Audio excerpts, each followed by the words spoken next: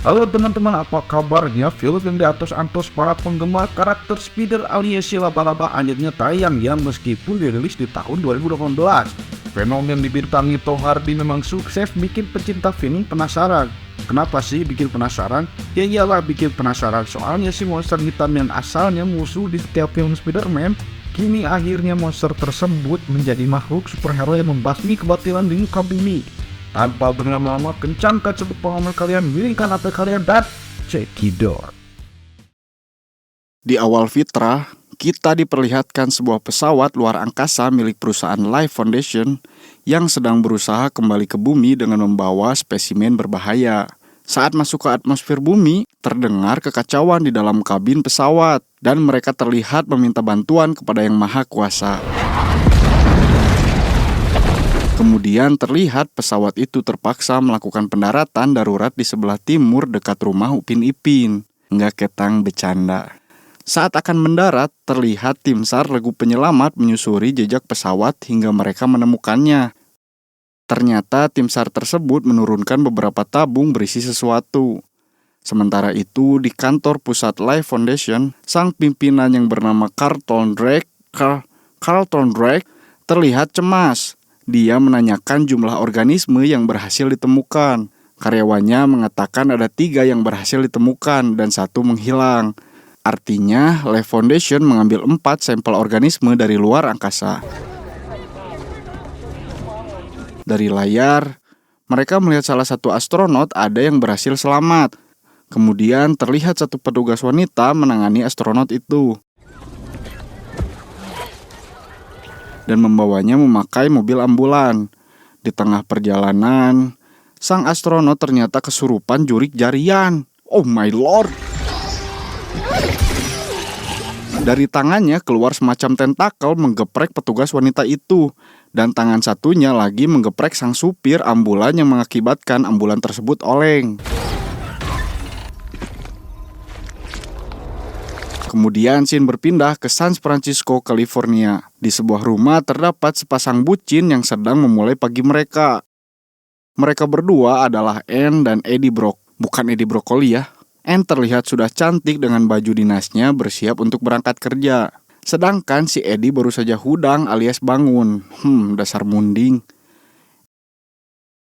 Anne pun akhirnya berangkat untuk bekerja dan begitupun dengan Eddie. Terlihat Eddie dan motornya yang gahar merupakan seorang reporter televisi yang sering kali membawakan berita mengenai kritik sosial, ketidakadilan dalam masyarakat, kasus korupsi, dan sebagainya.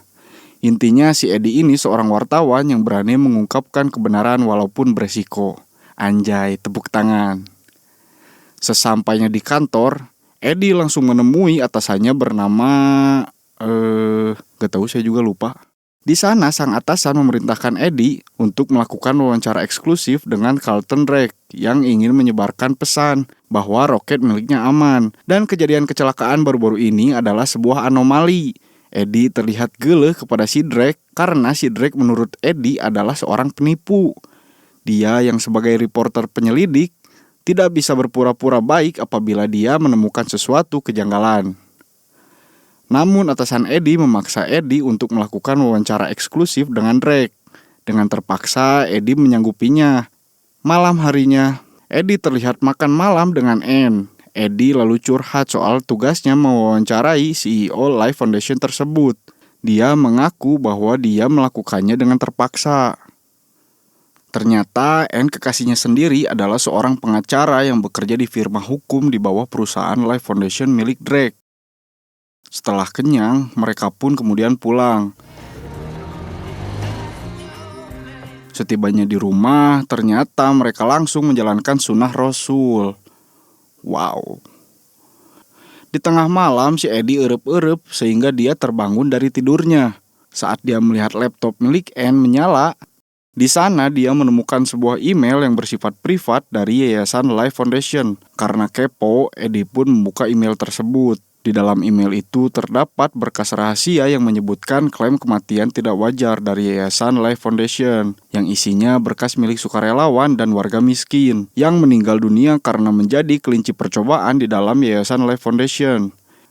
Keesokan harinya, di dalam perusahaan Life Foundation terlihat Drake yang sedang berbicara di depan anak-anak sekolah yang melakukan karya wisata. Kemudian Eddie pergi bersiap-siap untuk melakukan wawancara. Literally doubles the life expectancy of pancreatic cancer. Wawancara eksklusif dengan Drake pun mulai berlangsung.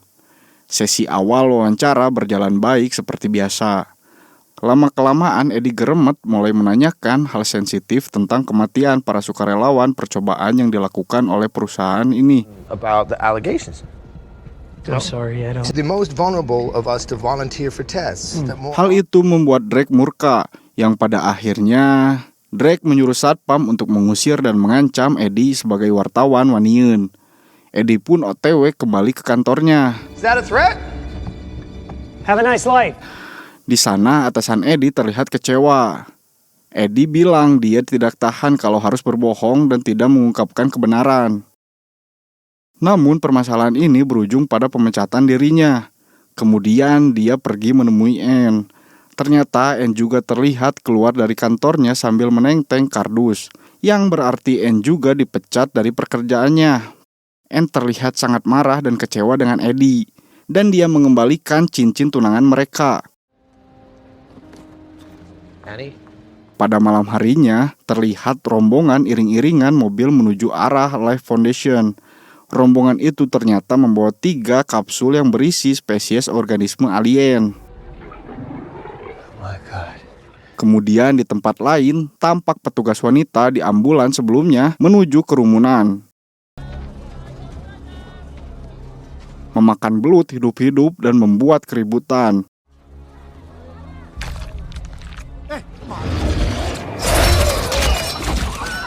Kemudian wanita itu mendekati seorang wanita tua dan terlihat tangannya menyentuh tubuh nenek itu dan membuat si nenek bisa berdiri tegak dan mulai berjalan.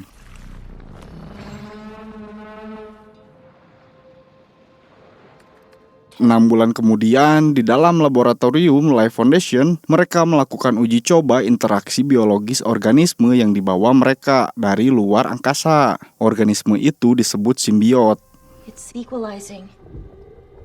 Terlihat simbiot itu berhasil bersimbiosis dengan seekor kelinci.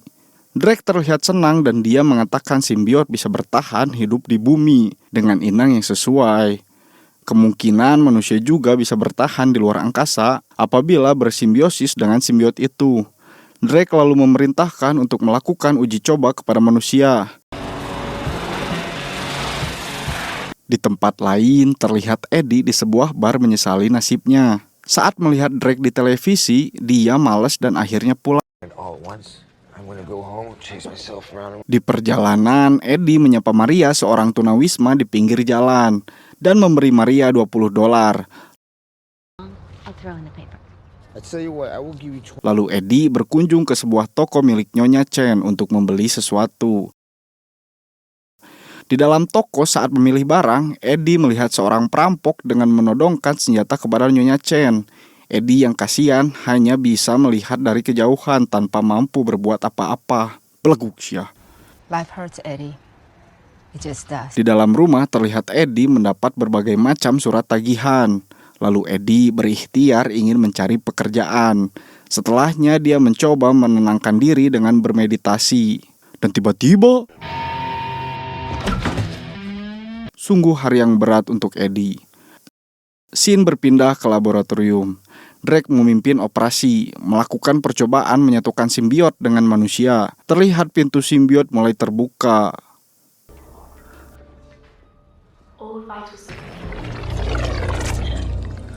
Lalu perlahan-lahan mendekati sukarelawan yang terkurung di dalam lab. Masuklah simbiot itu ke dada si sukarelawan. Awalnya tak terjadi apa-apa. Namun akhirnya si sukarelawan merasakan kesakitan yang luar biasa. Tubuhnya hancur dari dalam. Dan simbiot itu keluar dari tubuh sang sukarelawan yang telah tewas. Di lain hari, Eddie berbelanja seperti biasa. Dia terlihat berbicara dengan seorang wanita. Ternyata wanita itu adalah Dora, salah satu ilmuwan Life Foundation. Di sini Dora membutuhkan bantuan Eddie untuk mengungkap kejahatan yang dilakukan oleh Drake sebagai pimpinan Life Foundation. Dari awal Dora tidak setuju dengan keputusan Drake yang menumbalkan para sukarelawan itu. Namun ternyata Eddie menolaknya karena dia tahu kalau Drake adalah orang yang sangat berbahaya. Sekejap saja dia bisa membuat hidup Eddie menjadi jeprut. Kemudian Dora meninggalkan kartu namanya kepada Eddie. Siapa tahu si Eddie berubah pikiran. Terlihat Eddie yang sedang memperhatikan kediaman sang mantan kekasih dari jalan. Ternyata si mantan baru saja pulang dari suatu tempat. Eddie melihat si mantan sudah mendapatkan pasangan baru. Dia seorang dokter bedah. Di sini terlihat Eddie masih berharap si mantan kembali. He has a key, you know. Kemudian Eddie lanjut berjalan sendirian hingga dia terhenti di tepian jembatan sambil memandangi kantor pusat Life Foundation. Setelah merenung tentang apa yang telah menimpanya, lalu Eddie akhirnya memutuskan untuk bersedia membantu Dora. Dia kemudian menghubungi Dora saat itu juga. Dora mengajak Eddie memasuki kantor pusat Life Foundation untuk mengumpulkan bukti kejahatan yang telah dilakukan oleh Drake. We are literally to scout real estate. You know, it's a really interesting. Saat akan memasuki lab, tiba-tiba muncul seorang satpam berwajah garang. Di sini Dora yang mengatasi satpam itu. Lalu Eddie masuk ke dalam lab sendirian.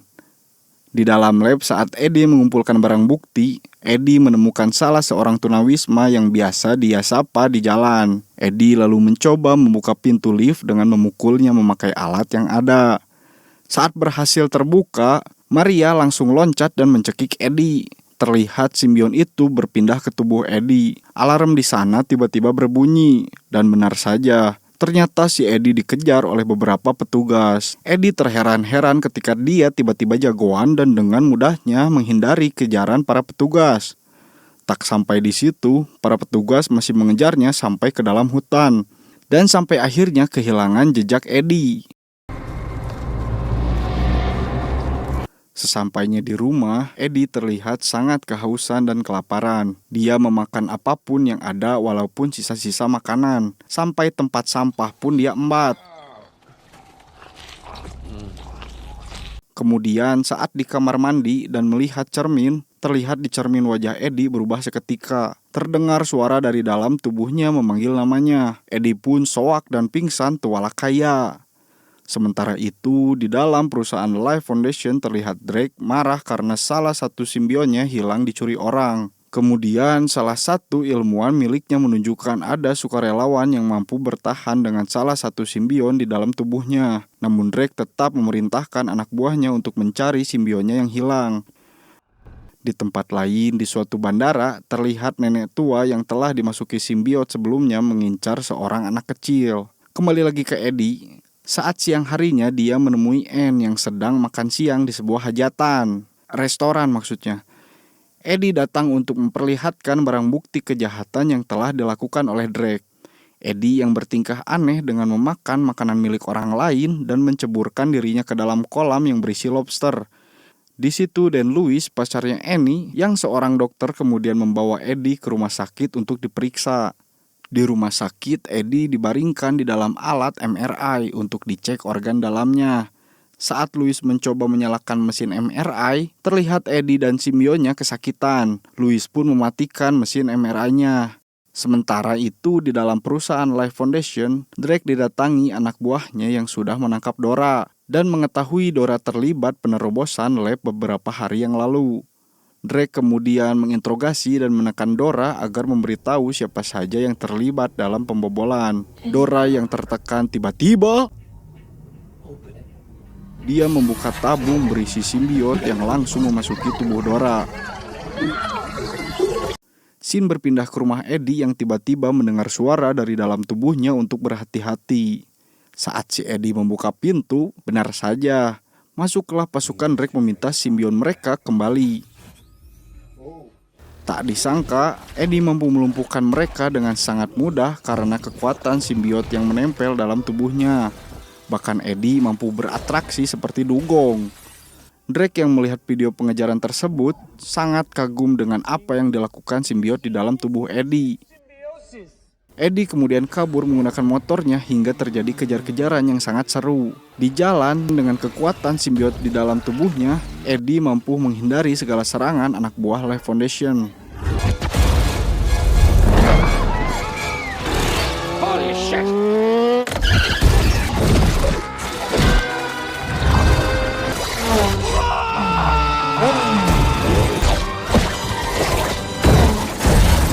Singkat cerita, saat dia lengah, Eddie tertabrak anak buah Life Foundation dari samping. Terlihat Eddie yang terluka dan kakinya patah. Kemudian seketika semua luka dan patah tulang di dalam tubuh Eddie pun pulih kembali tanpa gores sedikit pun karena simbiot yang bersatu dalam tubuhnya. Terlihat wujud asli simbiot Eddie. Simbiot itu menggigit kepala salah satu anak buah Drake, lalu kabur dan menghindari kejaran polisi dan terjun ke Laut Merah. Eddie yang berhasil lolos dari kejaran bebenyit Life Foundation berbicara dengan simbiot di dalam tubuhnya. Dia bernama Venom. Venom mengatakan para simbiot akan mencari inangnya sendiri dan Venom memilih Eddie untuk menjadi partnernya. Venom mengatakan kalau dia ingin menjemput bangsanya menggunakan roket milik Drake yang akan diluncurkan sebentar lagi. Lalu mereka akan menguasai bumi. Kemudian terlihat anak yang dimasuki simbiot tadi sudah sampai di bandara San Francisco.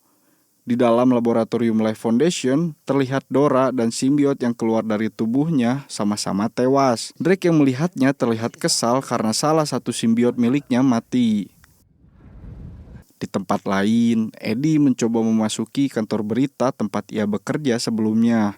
Richard sebagai resepsionis terlihat tidak bisa membiarkan Eddie masuk dengan alasan keamanan.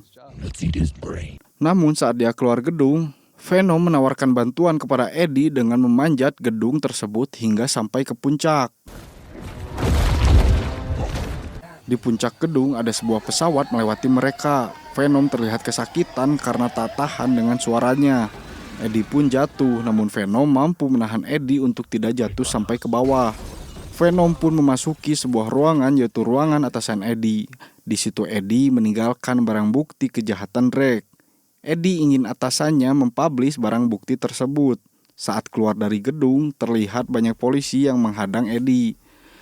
Eddie sempat memperingatkan mereka, lalu muncullah Venom dari dalam tubuhnya memporak-porandakan para petugas itu dengan mudah. Saat Venom mencoba memakan salah satu polisi, Anne melihatnya. Namun si Eddie mencoba memberikan penjelasan. Lalu Anne membawa Eddie ke rumah sakit. Terdengar Venom menyukai Anne, jadi dia mau aja diajak Anne ke rumah sakit. Di dalam mobil, Venom mengatakan kepadanya bahwa kelemahannya adalah gelombang suara yang keras dan api.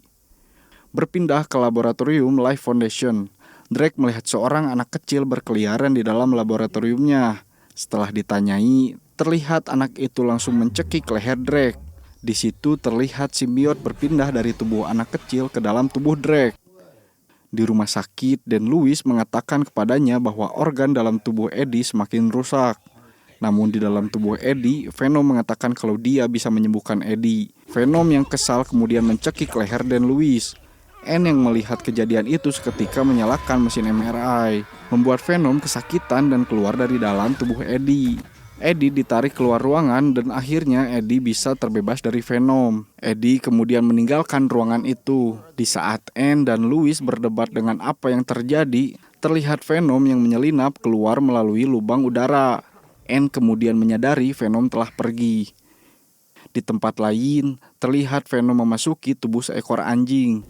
Saat Eddie mencoba keluar dari rumah sakit, dia dihadang oleh pasukan militer dengan mudah menangkapnya yang lemah tanpa ada Venom di dalam tubuhnya. Di dalam kantor Life Foundation, Drake menginterogasi Eddie, menanyakan di mana simbiot miliknya. Namun Eddie menolak untuk menjawabnya. Drake yang kehilangan kesabaran kembali mengulang pertanyaannya dengan menampakkan wajah simbion dalam tubuhnya. Simbiot itu bernama Riot. Menyadari bahwa Eddie sudah tidak berharga lagi, Drake memerintahkan pasukannya untuk membunuh Eddie. Pasukannya kemudian membawa Eddie ke dalam hutan. Sementara itu di dalam laboratorium, Riot memerintahkan Drake untuk segera meluncurkan roket miliknya guna menjemput jutaan bangsanya untuk menguasai bumi. Di Di dalam hutan, Eddie yang hampir dibunuh pasukan Drake tiba-tiba diselamatkan oleh sosok asing. Ternyata sosok itu adalah Venom yang masuk di dalam tubuh Anne. Mereka kemudian berciuman dan Venom pun berpindah dari dalam tubuh Anne kembali ke tubuh Eddie. Venom memerintahkan Eddie untuk mencegah Riot karena bersifat seorang pemimpin yang akan memanggil pasukan simbionnya dari luar angkasa menuju bumi. Di dalam Life Foundation, Drake memerintahkan anak buahnya untuk segera meluncurkan roket miliknya. Sementara itu, Eddie dan Venom yang ada di dalam tubuhnya berjalan ke kantor Yayasan Life Foundation untuk menghentikan Riot. Eddie sempat heran karena Venom juga awalnya ingin menguasai bumi. Lalu Venom berubah pikiran setelah bertemu dengan Eddie. Venom juga menceritakan kalau di dalam bangsa simbionnya, Venom termasuk pecundang dan Venom juga tidak ingin ada simbion lain menguasai bumi. Venom menginginkan hanya dia satu-satunya simbiot yang ada di bumi. Di dalam Life Foundation, Drake memaksa bawahannya untuk segera meluncurkan roket miliknya. Menyadari salah satu anak buahnya mencoba menggagalkan peluncuran roket, Riot yang ada di dalam tubuh Drake pun membunuh orang itu. Semua orang ketakutan dan kabur. Namun peluncuran roket sudah terlanjur dimulai. Di luar gedung, Venom menyadari kekuatannya tidak sekuat Riot, tapi dia tetap berusaha menghentikan Riot. Saat hampir mendekati roket, Riot menghadang Venom dan terjadi pertarungan hebat di sana. Terlihat Venom kewalahan menghadapi Riot yang mampu memunculkan berbagai senjata dari dalam tubuhnya. Di dalam pertarungan, Riot yang terlalu kuat memasuki tubuh Eddie dan menguasai Venom. Mereka bersatu di dalam kendali Riot. Riot terlihat semakin kuat. Saat Riot akan memasuki pesawat, terdengar dengungan suara yang sangat menyakitkan telinga. Riot pun kesakitan dan Venom bisa terbebas dari jeratan Riot. Ternyata itu adalah berkat Anne yang membunyikan suara itu dari ruang kontrol. Terlihat Eddie dan Drake terbebas dari simbionnya masing-masing dan mereka berkelahi. Eddie sempat menendang Drake hingga terjatuh. Namun dugaan Eddie salah. Riot yang bersatu dengan Drake menusuk dia dari belakang sampai sekarat. Riot pun kemudian bergegas memasuki pesawat yang segera meluncur. Saat sekarat, muncul Venom dari lubang angin dan masuk ke dalam tubuh Eddie. Eddie pun bangkit bersama Venom mengejar Riot. Kemudian mereka merobek tangki bahan bakar roket dan seketika itu meledak menewaskan Drake dan Riot di dalamnya. Venom yang tak tahan dengan api sempat mengucapkan selamat tinggal kepada Eddie. Eddie kemudian terjatuh di laut dan dengan bentuk normal tanpa Venom di dalam tubuhnya. Pada hari berikutnya terlihat Eddie sedang berbicara dengan Anne. Mereka ngobrol soal pekerjaan masing-masing. Dan kemudian terdengar suara Venom dari dalam tubuh Eddie. Ternyata si Venom belum mati, guys. Di perjalanan, Eddie berbicara dengan Venom agar tidak sembarangan memakan orang. Venom dilarang memakan orang baik dan soleh. Kemudian si Eddie memasuki toko dan membeli beberapa makanan untuk dia dan Venom. Di sana terlihat lagi seorang pria yang rutin merampok Nyonya Chen dan menodongkan senjata kepadanya. Tak banyak lama, Eddie mendatangi orang itu dan Venom langsung melahap orang itu sampai tidak tersisa. Kemudian scene terakhir terlihat Eddie memasuki penjara San Quentin menemui seseorang untuk diwawancarai. Para petugas memanggil orang itu bernama Red.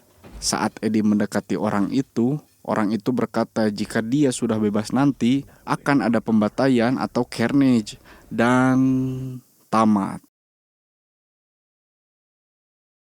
Buat yang belum paham bahwa Drake membawa 4 dari simbion di luar angkasa, yaitu si Venom, satunya si Riot, lalu satunya mati saat keluar dari tubuh Dora, dan terakhir masih ada satu lagi bagi para penggemar komik Spider-Man, pasti tidak asing lagi dengan nama Carnage ini. Semoga kalian suka dengan alur film yang Homiclip bawakan kali ini.